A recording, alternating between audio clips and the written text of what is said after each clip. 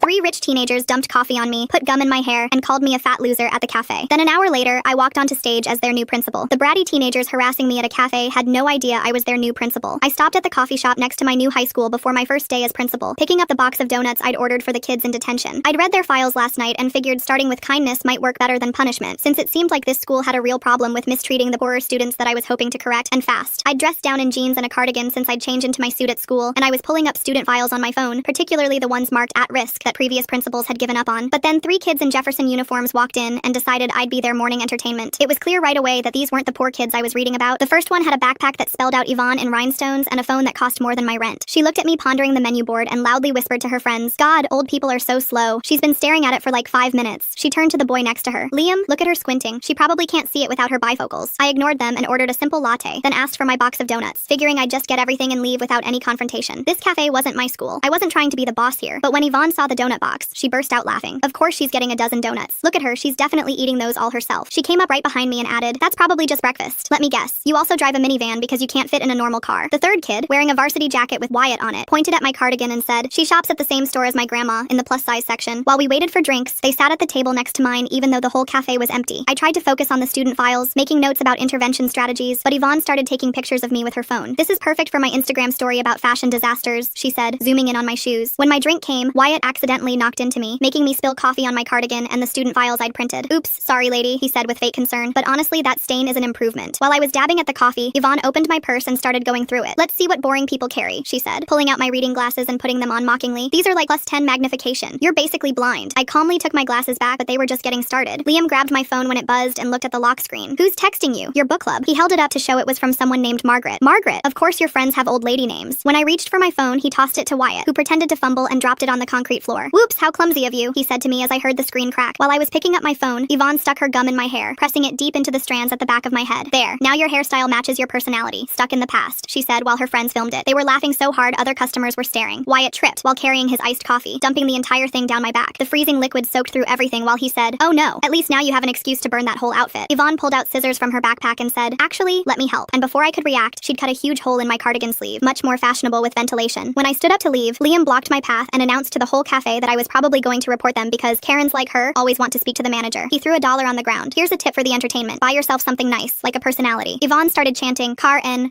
and soon they had other kids joining in. As I finally made it to the door, Yvonne followed me out and shoved me hard from behind, making me stumble into the parking lot. "Run along to your boring job," she called out. "I bet you're a secretary or something equally worthless. My dad owns half this town and could buy and sell people like you." She spit at my feet before going back inside to her friends, all of them watching through the window and laughing as I walked toward the school. An hour later, I stood backstage at the assembly in my suit, the gum cut out of my hair leaving an obvious chunk missing, coffee stains still visible on my shirt underneath. The vice principal was at the microphone saying, "Please welcome your new principal, Ms. Turner," and I walked onto the stage. I scanned the crowd and found them immediately in the third row. They were frozen with their mouths hanging open like they'd just seen a ghost. I let the silence stretch for 10 more seconds, watching Yvonne's face drain of all color while Liam started sweating through his shirt. The entire gymnasium stayed dead quiet, hundreds of students holding their breath. I touched the spot where the chunk of hair was missing. As you can see, I've already met some of our students this morning. A few nervous laughs rippled through the crowd. I clicked to the next slide showing our new bullying rules in bold letters. "Starting today, these rules apply to everyone. Doesn't matter who your parents are." The whispering started immediately. Everyone knew exactly what I meant. I looked straight at Yvonne, who was clutching her rhinestone backpack like it might somehow protect her. "I need 3 volunteers for something," I announced, my voice carrying across the gym. I pointed directly at the third row. "Yvonne, Liam, and Wyatt, come on up." They didn't move, not an inch. The vice principal had to walk down the bleachers and basically drag them to the stage. Wyatt's Letterman jacket looked like it weighed 100 pounds on his shoulders. Once they stood beside me on stage, I pulled up the coffee shop security footage on the massive projection screen. "Let's talk about what happened this morning." The entire gymnasium gasped as they watched Yvonne stick gum in my hair, Wyatt dump coffee down my back, and those scissors come out to cut my cardigan. Kids everywhere started grabbing their phones. "Phones away," I said firmly. "This isn't about embarrassing anyone. It's about fixing problems." I turned to face my 3 morning friends. "You 3 get to be the first participants in our new program. Detention starts at 3 o'clock. You'll be eating donuts with the kids I actually bought them for." After the assembly ended, my phone started blowing up immediately. Tariq Ashley wanted to meet right now about his daughter. His text messages got increasingly aggressive with each one I didn't answer. I spent the next hour going through files on at-risk kids instead. Every single file showed the same pattern. Rich kids' problems mysteriously disappeared while poor kids got punished for the smallest infractions. Margaret knocked on my door and walked in carrying this massive folder. "Been saving this for 3 years," she said, setting it on my desk. "Was waiting for someone who'd actually care." I opened it to find changed grades, hidden disciplinary reports, and scholarship money that had been redirected to wealthy families. Yvonne's name appeared on nearly every page. At lunch, I visited the detention room where the regular kids were eating their sandwiches. I handed out the donuts that had survived this morning's assault and sat down to listen to their stories. Jalen Hayes looked me in the eye and told me about Yvonne making her life hell every single day. The other kids nodded along. They all knew exactly what she meant. 3 o'clock arrived, and Yvonne Jalen, Liam, and Wyatt showed up at detention looking absolutely terrified. The regular detention kids couldn't believe what they were seeing. The untouchables actually facing consequences. I had them all clean cafeteria tables together. Yvonne whined about ruining her manicure until she saw the look on my face and went silent. Wyatt actually just did the work without complaining. He kept checking his phone though, probably worried about what his teammates were saying. Liam looked like he wanted to disappear into the floor entirely. After detention ended, Tariq Ashley was waiting in my office with Mario Vinogradov from the school board. They were both furious about me humiliating students in front of the whole school. I calmly showed them the coffee shop video and then opened Margaret's folder. Mario's face changed real quick when he saw the documentation about scholarship fraud. That night, Yvonne started posting on Instagram with hashtag Principal Power Trip. She'd edited the videos to make herself look like the victim, cutting out all the parts where she'd attacked me. But then Jalen and other kids started posting their own stories with number Jefferson truth. Within hours, everyone was talking about what really went on at our school. The next morning, I started a free breakfast program for everyone. The cafeteria was packed with kids who usually didn't eat until lunch, if they ate at all. Carrie Snow cornered me in the hallway between classes. "You're messing up everything," she hissed. "We need those rich families' money to keep this school running." At lunch, I noticed Liam sitting completely alone at a table. His usual friends wouldn't even look in his direction anymore. Aurora McLean showed up with a news camera crew in tow. She wanted to talk about the viral video that was spreading across social media. I told her no, but she was already interviewing kids outside the building. I wonder what kind of school lets these kids carry scissors in their backpacks. The way Yvonne just happened to have them ready to cut someone's clothes makes me curious about what else she's done before. That afternoon's detention was bigger. I'd caught 6 more kids bullying others. The rich kids looked genuinely shocked that rules actually applied to them now. After detention ended, Wyatt lingered behind and started to tell me something about his dad and pressure to maintain the family image, but he stopped mid-sentence and walked away. Day 3 brought an emergency board meeting. The room was packed to capacity. Tariq Ashley stood up demanding I be fired immediately while other parents defended my actions. Margaret stood up from her seat and showed the board her 3 years of documented proof. The room went completely silent as they absorbed what they were seeing. Mario announced that they would be conducting a full audit of the school's financial and disciplinary records. Several board members looked like they might throw up right there. That night, someone spray-painted "snitch" across my car in bright red letters. The security footage showed someone in a hoodie, but you couldn't make out who it was. The next morning, Liam was waiting outside my office when I arrived. He looked exhausted. That's when he told me his family was actually broke. They'd been pretending to have money just so he could fit in with the wealthy kids. I got him enrolled in the free lunch program without anyone else knowing. He started crying and told me about other kids doing the exact same thing, living lies to avoid being targets. The audit results came back showing that scholarship money meant for poor kids had been systematically redirected to wealthy families who made donations. Tariq Ashley's name appeared on nearly every transaction. At the next assembly, I announced that all school financial matters would be completely public from now on. You could feel the wealthy parents panicking from their seats in the back. Yvonne showed up to detention wearing regular jeans and a plain t-shirt. No designer labels, no rhinestones, nothing flashy at all. She and Jalen ended up working at adjacent tables. They didn't speak to each other, but something in the air had definitely shifted. The state education department announced they were launching a full investigation into Jefferson High. Mario Vinogradov resigned from the board that same day. A week later, Wyatt quit the football team. His dad stormed into my office screaming about family reputation and how I'd ruined his son's future. I offered Wyatt a chance to coach little kids' sports as community service instead. He said yes immediately, looking more relieved than I'd ever seen him. Aurora McLean's news story aired that evening with the title, "Revolution at Jefferson High." She'd interviewed dozens of kids outside the school, and watching it made my chest tight with something between pride and worry. "I finally feel safe here," one freshman told the camera, clutching her books. "Like the rules actually mean something now." Another kid wearing a worn jacket looked straight at the camera and said, "Ms. Turner sees us, the real us, not just our parents' bank accounts." The segment ran for 12 minutes, showing before and after footage of the school, interviews with students from both sides of the economic divide, and ended with Aurora standing in front of Jefferson's main entrance saying this was just the beginning of major changes. The next morning, health inspectors showed up at 3 of Tariq Ashley's restaurants. He stormed into my office around noon, his face purple with rage. "You did this!" He slammed his hands on my desk. "Don't pretend this is coincidence." I kept my voice level. "The health department says it's routine inspections. Nothing to do with me or the school." He leaned in close enough that I could smell his expensive cologne. "You've made a powerful enemy, Turner. This isn't over." After he left, I walked through the hallways during passing period and heard something that stopped me cold. Yvonne was standing by her locker, facing Jalen Hayes. "I'm sorry," Yvonne said, her voice barely audible over the hallway noise. "For everything. The names, the shoving, the—" "Stop!" Jalen cut her off. She looked Yvonne up and down, taking in the plain clothes, the lack of makeup, the way Yvonne couldn't quite meet her eyes. Then Jalen just nodded once and walked away. 3 weeks had passed since that first assembly, and the breakfast program had grown beyond what I'd imagined. We were serving dinner now too, and the cafeteria stayed open until 7 every night. Local businesses started donating when they found out how many kids had been going hungry. The owner of the hardware store dropped off a check and told me, "Had no idea it was this bad. My employees' kids go here." Liam had started tutoring younger kids in math after school. His old friends would walk by the library windows and laugh, making obscene gestures, but he'd just pull the blinds closed and keep explaining fractions to the 6th graders. "They're idiots," he told me one afternoon when I stopped by. I was an idiot too. Still am probably, but at least I'm trying not to be. A month after the investigation started, half the school board had been replaced. The new members weren't all from wealthy families. We had a nurse, a mechanic, and a social worker now. They passed new financial oversight rules that meant money couldn't buy special treatment anymore. The morning after the board changes, Tariq Ashley pulled Yvonne out of Jefferson. She left a note on my desk that I found after lunch. I learned more than I wanted to. That was it. No signature, but I recognized her handwriting from all the discipline reports I'd reviewed. Detention had transformed into something unexpected. Instead of silent punishment, it became this space where kids from different groups actually worked through their problems. We had peer mediation circles, group projects, and yes, donuts every Friday. "This is weird," one kid said during a Friday session. "Like, good weird, but weird." 2 months in, I got the report I'd been waiting for. Grades for at-risk students had gone up for for the first time in years. Not dramatically, but enough to show we were moving in the right direction. Carrie Snow knocked on my door that afternoon. The same teacher who'd cornered me about needing rich families' money now stood there with a sheepish expression. I was wrong, she said simply. The kids in my remedial classes are actually participating now. Could you help me understand what you're doing? We spent an hour talking about engagement strategies and meeting students where they were instead of where we thought they should be. Margaret got promoted to vice principal after the previous one submitted his early retirement papers. Nobody was surprised. He'd been part of the old system for too long. Finally, Margaret said, moving into her new office. 23 years of ideas I can actually implement now. She immediately started reviewing every policy that had been used to discriminate against poor students, marking them for revision or elimination. The coffee shop incident had become legendary at school. Kids started saying, pulling a Turner, whenever someone stood up to bullies without throwing a punch. Did you see Jake pull a Turner on those seniors? I overheard in the hallway. Just stood there documenting everything on his phone while they tried to steal that kid's lunch money. 6 months after that first day, I found myself back at the same coffee shop. The teenage barista recognized me immediately. Her green hair was hard to forget. Ms. Turner, she practically bounced behind the counter. My little brother actually likes school now. He used to fake sick like 3 times a week. She made my latte with extra care, drawing a little heart in the foam. On the house, she said, waving away my money. Wyatt's coaching program had 40 kids signed up. He'd started with just basic sports skills, but it had evolved into mentorship. I watched from my office window as he taught them not just how to throw a football, but how to lose gracefully and win with humility. It's the first time I felt useful, Wyatt told me after practice one day. His face flushed from running drills. Not just popular or talented, actually useful. His father hadn't spoken to him in 2 months, but Wyatt seemed lighter somehow, like he'd put down a weight he didn't know he'd been carrying. Liam's grades had shot up once he stopped spending all his energy on maintaining his fake rich kid persona. Turns out when you're not constantly stressed about fitting in, you can actually focus on learning. Got into the honors math class for next year, he told me, holding the placement letter like it was made of gold. My mom cried when she saw it. Good tears though. The spring semester brought something I never expected. A letter from the state education board. They wanted me to present at their annual conference about what we'd done at Jefferson. I almost said no, but Margaret convinced me it could help other schools dealing with the same problems. You have to share this, she said, waving the invitation. Think about all the kids at other schools going through what ours went through. The presentation was scheduled for May, which gave me 2 months to prepare. I decided to bring students with me. Let them tell their own stories instead of me speaking for them. Jaylin volunteered immediately. I want other kids to know it can get better, she said, already making notes about what she wanted to say. To my surprise, Liam asked to come too. I need to own what I did, he told me. Maybe hearing from someone who was part of the problem can help. The local paper ran a feature about Jefferson's transformation. They interviewed dozens of people, students, parents, teachers, even the owner of the coffee shop where everything started. She walked in here covered in coffee and gum, and I thought she was going to break down, the barista told the reporter. Instead, she bought her donuts and went to work. The coffee shop barista giving free lattes to the principal who got covered in gum there? That's some beautiful full circle karma, from sticky mess to foam hearts in just 6 months flat. That's when I knew things were going to change. Wyatt's mom called me one afternoon, crying. He's like a different person, she said through tears. He actually talks to us at dinner now, tells us about the kids he's coaching, their progress. We haven't seen him this happy since middle school. The coaching program had become so popular we had to add evening sessions. Wyatt recruited other athletes who'd quit their teams to help out. They weren't the stars anymore, but they seemed more genuine, more real. One Thursday, I walked past the detention room and heard laughter. Real laughter, not the mean kind. Inside, kids from every social group were working on a mural together for the cafeteria wall. They'd decided the theme themselves. Jefferson United. Ms. Turner, check this out, one kid called, pointing to a section showing students of all backgrounds sharing a table. We're putting everyone in it, even the kids who left. I noticed a small figure in the corner with a rhinestone backpack, walking away from the school. They'd included Yvonne in their story of change. The state conference was held in the Capitol, in this massive convention center. Walking in with Jaylin and Liam, I felt more nervous than that first day at Jefferson. We had an hour-long slot in the main auditorium. The place was packed. Superintendents, principals, state officials, all waiting to hear about the Jefferson miracle as they'd started calling it. I started with the coffee shop video. No introduction, no context, just the raw footage of 3 kids destroying their future principal's morning. The auditorium went dead silent. This was my first interaction with Jefferson students, I said when the video ended. 6 hours later, I was their principal. Jaylin took the microphone next. She didn't sugarcoat anything, told them about years of being invisible, of having her lunch money stolen while teachers looked away, of almost dropping out before I arrived. The bullies didn't just take our money, she said, her voice steady. They took our belief that we mattered. Ms. Turner gave that back. Liam's turn was harder to watch. He talked about the pressure to fit in, the lies he told, the kids he hurt trying to stay in the popular group. I threw away real friendships for fake ones, he admitted. I bullied kids who were going through the same struggles I was. Ms. Turner didn't just punish us, she made us see ourselves. The Q&A session ran over by an hour. Superintendent after superintendent wanted to know how to replicate what we'd done. I kept telling them the same thing. You have to be willing to lose the big donors. You have to choose the kids who need you over the ones who fund you. After the conference, emails started flooding in from schools across the state. They wanted consultation, advice, copies of our new policies. Margaret and I spent entire weekends putting together resource packets. 3 schools in neighboring districts implemented our breakfast and dinner programs within a month. 2 more copied our transparent financial policies. The ripple effect was starting. Back at Jefferson, something beautiful was happening. The kids who'd been enemies were becoming something else. Not friends exactly, but not enemies either. They'd nod in the halls, share tables when the cafeteria was crowded, work together on projects without complaint. One morning in late May, I found a package on my desk with no return address. Inside was a brand new cardigan, designer label, with a note to replace the one I ruined. I'm sorry. Why? I never wore it, but I kept it in my office as a reminder that even the kids who seem unreachable are still just kids. The last day of school, Wyatt stopped by my office. His dad still wasn't talking to him, but he'd gotten into college on an academic scholarship, not athletic. I wrote about the coaching program in my essay, he said, showing me his acceptance letter. About learning that strength isn't about power over others, but lifting them up. Liam had been accepted to the state university's engineering program. Turns Turns out I'm actually good at math when I'm not pretending to be stupid to fit in, he said with a grin that looked nothing like his old cocky smirk. The detention room had been transformed over the year. The mural was finished, the walls covered with photos of kids working together, quotes about second chances, and yes, a photo from that first detention with donuts. On the very last afternoon, after the buses had left and the building was quiet, Margaret and I sat in my office looking at the statistics. Bullying reports down 78%. Academic performance up across all economic levels. 0 kids expelled for fighting in the past 4 months. You did it, Margaret said, but I shook my head. We all did it. The kids most of all. That evening I stopped at the coffee shop one more time. The same barista was there, the one with green hair who'd given me free coffee months ago. Usual? She asked, already starting my latte. While I waited, 3 kids in Jefferson uniforms came in. I tensed for a second. Old habits die hard, but they just ordered their drinks and sat down to study together. One of them was wearing designer clothes. Another had patches on their backpack. The third somewhere in between. They shared their notes like it was the most natural thing in the world. Here you go, Miss Turner, the barista said, handing me my drink. She'd drawn a little graduation cap in the foam. Congratulations on surviving year 1. Walking back to my car, I passed the spot where Yvonne had shoved me that first morning. The parking lot looked the same, but everything else had changed. My phone buzzed with a text from an unknown number. Thank you for not giving up on us, even when we gave you every reason to. Your first detention class. I sat in my car for a minute, reading it again. Then I drove home, already thinking about year 2. There was still work to do, always would be, but we'd proven something important. That one moment of standing up, even covered in coffee with gum in your hair, could change everything. The summer break stretched ahead, but I'd be back. We all would. Because Jefferson High wasn't just a school anymore. It was proof that the system could change. One detention, one donut, one difficult conversation at a time. Thanks for letting me explore all these fascinating questions with you. Really hope you enjoyed wondering right alongside me. See you next time. Like the video, it helps more than you think.